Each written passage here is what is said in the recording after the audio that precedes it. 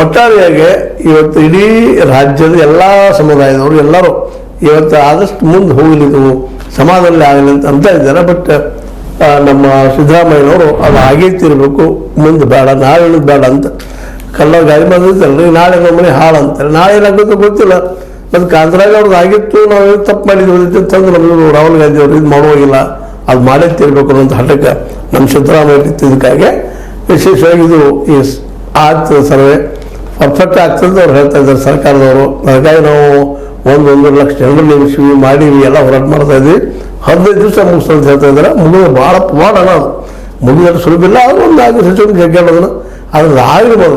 ಏನು ಬರ್ತದೆ ರಿಸಲ್ಟ್, ಏನು ಬರ್ತದೆ ರಿಪೋರ್ಟ್ ನೋಡ್ಕೊಂಡು ಮುಂದೆ ಮತ್ತೆ ವಿಚಾರ ಮಾಡಲಿಕ್ಕೆ ಬರ್ತದೆ. ಅದೇನಾಗಲಿ ಒಟ್ಟಾರೆಯಾಗಿ ಈ ಒಂದು ಆ್ಯಪ್ ಅಂದರೆ ಗಣತಿ ಆ್ಯಪ್ ಅಂದರೆ ಅದರಿಂದ 33 ಜಾತಿಗಳನ್ನು ತೆಗೆದುಬಿಟ್ಟಿದ್ದಾರೆ.